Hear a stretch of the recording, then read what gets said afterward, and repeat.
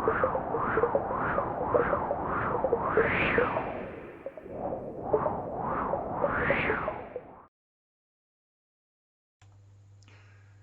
morning, afternoon. Why do I look at my watch? I don't wear a watch. Welcome to the first of a new series of videos. Just playing around with the settings and the thing as well, not recording directly into the sun, into the window, which is a little bit better. It's a nice bright sunny day out there, but I've had to close the windows and put some backlights on so I'm not looking like, yeah.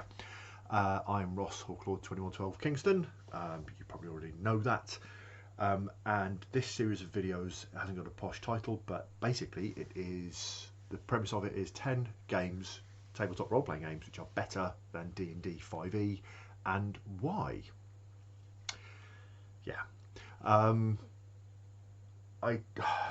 D&D 5e is a very complex situation. It has massively raised the profile of tabletop role-playing, and for that I'm going to give it its props. However, Wizards of the Coast and Hasbro, somewhat less than ideal in the way that they have marketed and launched it.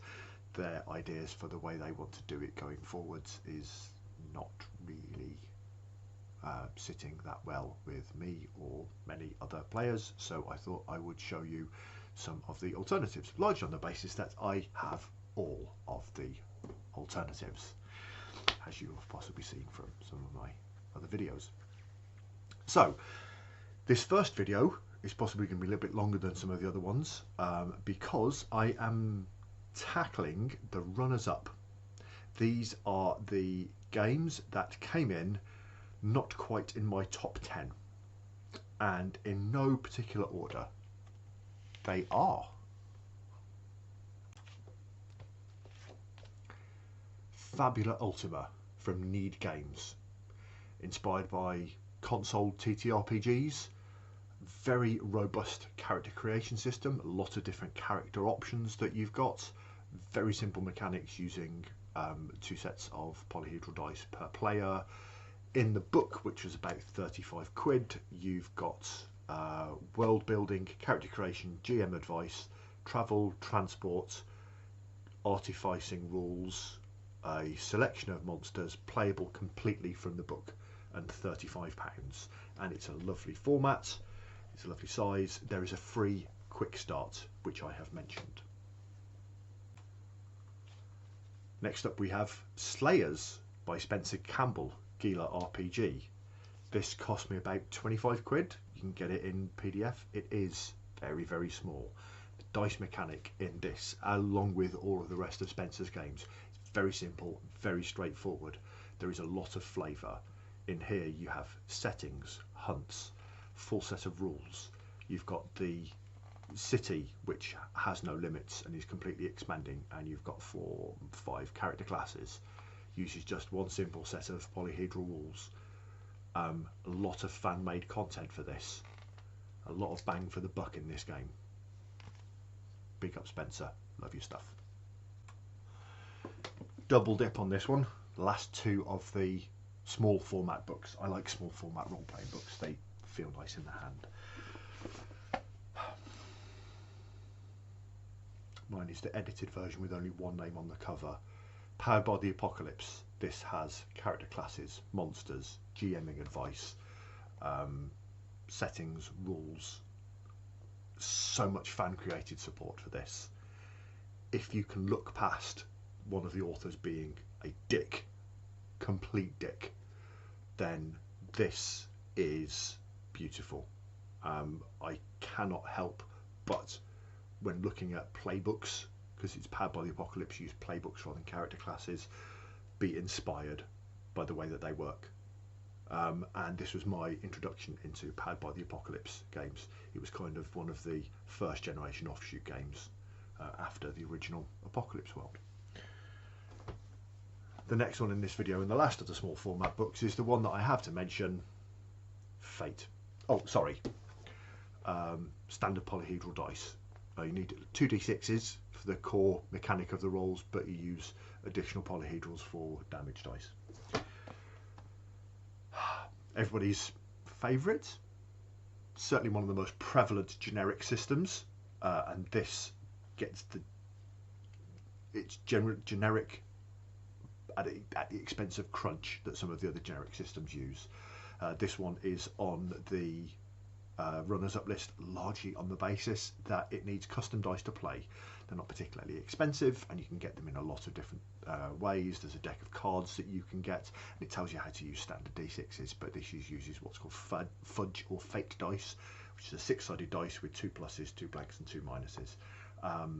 There are a lot of games and stories that use this. I think they open to Creative Commons on the licensing, and again, this book probably about 35 quid all in. So again, price wise, oh sorry, about 30 quid, about 35 quid for all the people that say, oh, learning a different game and D&D is too expensive. No, and all those people that say, well, we're going to be doing like a pulp adventure game, but we can be using 5e. Why rewrite high fantasy character classes when you don't need to?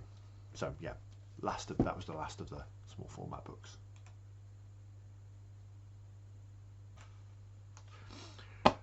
Onto the big guys. Again, these are still the runners up. Genesys from Fantasy Flight Games. Book's about 40 quid. Again, on the runners up list because this uses custom dice for their narrative dice engine. This is the same engine that originally appeared in Warhammer Fantasy Roleplay 3rd edition, the big box set, and then Star Wars Edge of the Empire, Age of Rebellion, and Force and Destiny. This is the generic version of it. I don't think it handles supers particularly well, but fantasy it does very well. Sci-fi it does very well. A little bit more crunch, but the nice narrative dice engine, it can be crunchy, it can be storytelling, it can be anything between the two. Unfortunately dropped because Fantasy Flight got rid of all of their role-playing side of things, but you can still pick it up, and the dice are still vaguely in production. There is also an app that you can get, which is about £4 or £5. Custom dice obviously is my thing, but yeah, beautiful, simple, straightforward to run, very, very easy to adapt. There's a couple of settings books. There's a sci-fi one for Android. There is the Realms of Terrinoth for FFG's Descent series of games, Rune Wars, Runebound, those things. Yeah, simple and straightforward. I think I'm going to do all the big ones as one single video. Whew. Cortex, another generic one, about 40-50 quid, comes with a copy of the PDF, which is always a nice thing. A lot of online support, a lot of playbooks. This is exceptionally generic. This is the system that was in Firefly, that was in the Smallville role-playing game, and I think Supernatural as well. It's very, very easy to make it more crunchy or less crunchy. Uses standard sets of polyhedral dice, so not a great extra expense there. Shout out to Cam Banks for being a brilliant guy on the internet as well. It is absolutely beautiful. A lot of online support for this. They've had a couple of other licensed games using this system. Takes a bit of work to start it going, because as a storyteller, when you're putting the game together, you need to choose how. This is a very modular toolkit, whereas this one is like, these are the rules that you use, these are the dice that you use, you may have to tinker with some skills and that's it. This needs a little bit more work to put into the bag. It's worth it because you can customize the games that you make. So you make the generic, you take the idea of a generic game and then you make it and then you play it. Very playable. Adjacent to Cortex, Sentinel Comics. This, I haven't got spectaculars, and I don't think it's going to dethrone it, but this is one of my favourite superhero role. It's my favourite superhero role-playing game. Uses a very similar system to the Cortex system. Standard polyhedral dice. The book's about 40-50 quid. Playable completely out of the book. There's a lot of free PDF support for it. Again, about 40, maybe £50. Yeah, there is a free starter, so you can check this one out. It captures the essence of being a superhero game better than anything else. You can use it as a fantasy game. You could possibly use it as a sci-fi game. by just reskinning things, because it says, right, well, if you have an energy attack, it doesn't differentiate between heat, fire, laser, whatever, that sort of thing. And it allows scalable characters, so there's no power creep, but it means that characters like Green Arrow can shine alongside Superman, that sort of thing, in the runners-up list, because it is designed and presented as a superheroes game, which I know is not everybody's favourite. Almost a small format book, Ryuutama, a pastoral fantasy game. The core of this is the core that Fabula Ultima then went on to use in the runners-up list, because some people might not like the cutesy side of things, but this was about 40 quid. It's got everything that you need to run it in a single book. It is beautiful, again, beautiful book. It's B5 in size, kind of pastoral, nice fantasy, people going on journeys, because it's expected that they go on a journey at some point in their life, and the stories that they generate on the way through. And in fact, the advancement mechanic in this is you telling stories to the guardian dragon that's looking after you. Beautiful. 2 more. 10 main games, 10 runners up. Talislanta. This is 4th edition. I got into Talislanta at 3rd edition, which was produced by Wizards of the Coast, and it has an advert in the back for this new collectible card game that Mr. Garfield had just designed, called Magic the Gathering. A picture of a Hurloon Minotaur, giving the description of this is how much mana it costs and whatever. So this has a history. Talislanta also was the first game to go D20 plus a modifier, beat a target number, predated DnD 3.5, because 3rd ed Talislanta I ran when I was in uni in 1993, and 3rd ed came out in 96, 97, whatever. This is nice high fantasy. This has a bestiary. This has most of this is the world book. There's a reason why this is big and chunky. This has bestiary, this has character creation, this has a little bit of GM advice. It's an old school game, so it's a little bit light on how to run the game, how to tell stories. This one, I think I paid 40 or 50 quid for it quite a while ago, and it's on the runners up list because it's out of print. There is a 6th edition. It's just finished crowdfunding. I don't know if it's released. I didn't manage to get onto the crowdfunder. And Talislanta 6, they've actually done 2 main books, one of which with its customary built-in rule system, but they've also done a 5e compatible version. So if you like the setting, they do say no elves, still no elves. You've still got a pointed-eared race of spellcasters who think they're better than everybody else. But the setting is great. Yeah, there is a 6th edition version of it. It's worth looking at if you'd like things. And if you are a 5e player and a 5e stan, and you're still watching the video, even though I said right at the top of the video that I'm not a huge fan, then as a setting, it's a good setting. And last, but by no means least, and possibly best, 4 games that aren't D&D 5e that are better is this. Quests of Yore. It's about 50-60 quid for the box set. You get everything you need to play.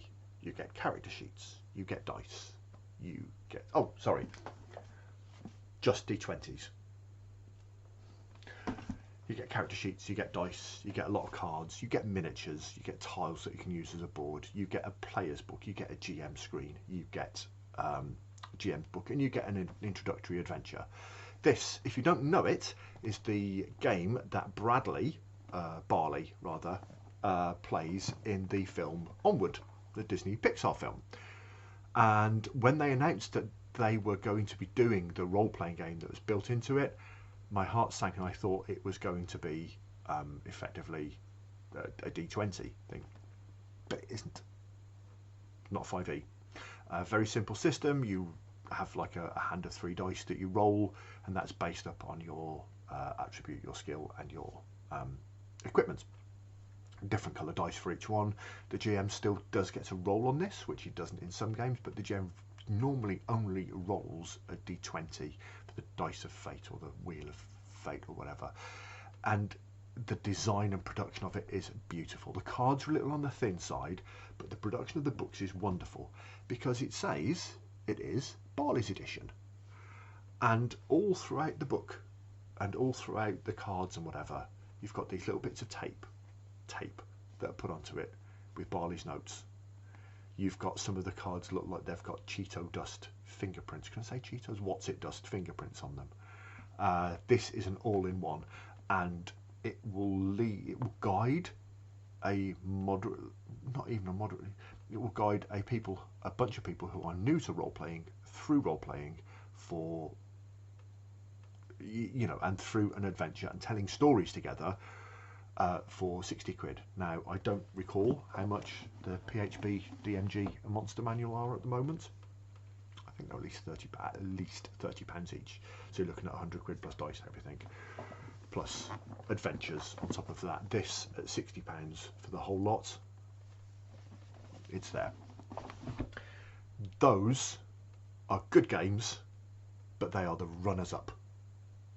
Stay tuned, click subscribe, like, whatever, and the top 10 list of games, tabletop role-playing games that aren't D&D 5e will be up shortly. Not stopping, is it?